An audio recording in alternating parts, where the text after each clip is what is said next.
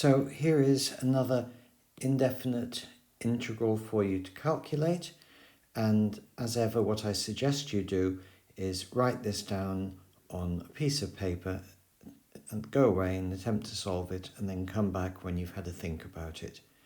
And the answer is on the next slide, and then there are some comments about it. Okay, welcome back. Let's go to the next slide. So here is our integral again, and the pattern that I want us to see is that the integrand has the form of x times a number, which doesn't matter terribly at the moment for the pattern, multiplied by x squared plus 3 to the power of minus 2, because we're dividing here. So that's the form of the integrand, its structure, and the key thing to notice is that up to numbers, which we can always sort out, this is the derivative of what is in the brackets. So therefore, once we recognize that, we're going to be able to integrate it using integration by inspection. So the pattern that we're going to use is if you have got x squared plus 3 to some power, when you differentiate it, you are going to reduce the power by 1. So I'm going to write here x squared plus 3, not to the power of minus 2, but to the power of minus 1. And then I've left a gap here. We want to sort this out such that if we differentiate this, we get the original integrand. So let's try and differentiate this in our heads. When we do that, we're going to bring a minus sign in front.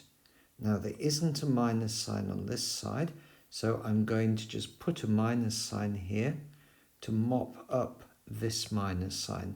So when we put a minus sign in front, we get minus minus is plus, and we want plus because this is plus. We would then, when we differentiate this, reduce the power by 1, we would go to minus 2. And that's perfect because on this side we have x squared plus 3 all squared in the denominator, so that's x squared plus 3 to the minus 2. So that's good. And then when we're differentiating this, we would use the chain rule, and we would multiply by the derivative of the argument. And this argument is very simple. It's x squared plus 3. So we would multiply by 2x. So here we have got 4x, not 2x. So we need another power of 2. So if I just put a 2 there, that's going to work. And of course there should be an integration constant.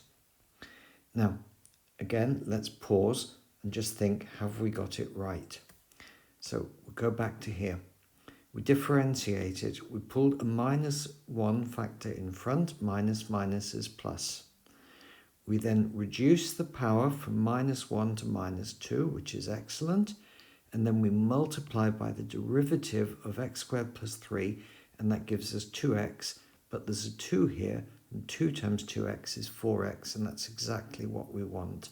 So we have this sort of warm, fuzzy glow of knowing that we've got it right. So that's one of the things I really like about integration by inspection. You know, you have this confidence, having done it, that everything is correct.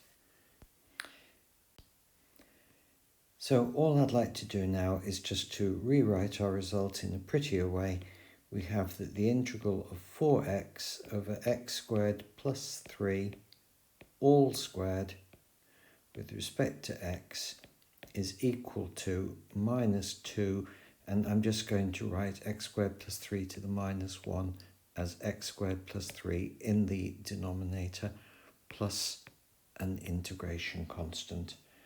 So that is our result, and I'd just like to make another comment on it on the next slide.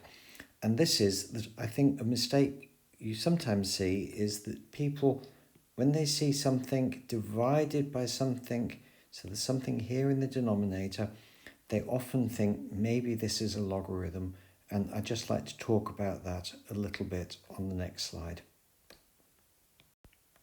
So I think people who teach mathematics often see students writing something like this as a logarithm.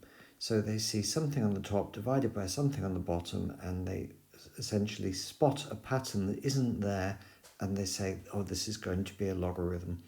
And the way we see it's wrong is by differentiating what we think the result is going to be.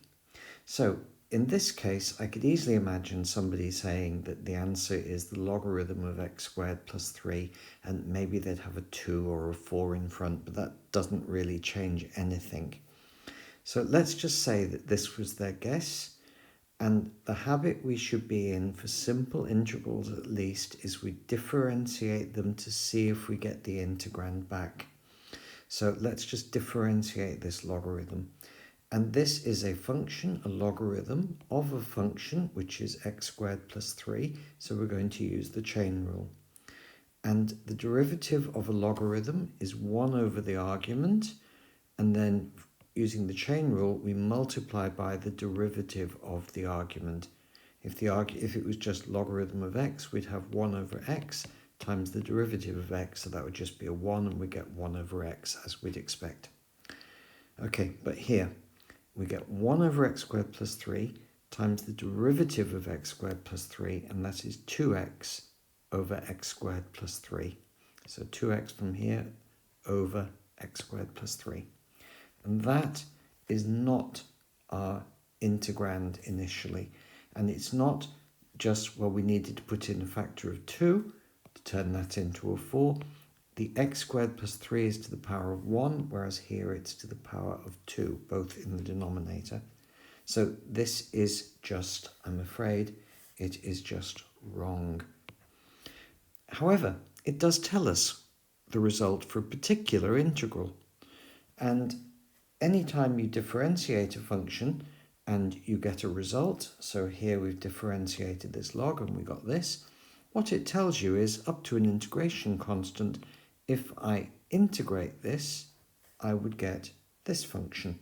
So the integral of 2x over x squared plus 3 with respect to x is the log of x squared plus 3 plus an integration constant. So the moral I'm really trying to emphasize is when you integrate a function, differentiate your answer to obtain the integral and check you've got it right and get the numbers right. But just to go back to this one, essentially what we're doing is we're looking at a very specific version of integrating the chain rule. If you integrate the derivative of a function, here 2x is the derivative of x squared plus 3, divided by the function, then that does give you a logarithm. But up here, we have a function which is x squared plus 3 squared, and its derivative is not 4x, it's not 2x. So therefore, this is not a logarithm, and we saw it explicitly. So I think this is a very important habit to get into. And with that, I'll stop this podcast.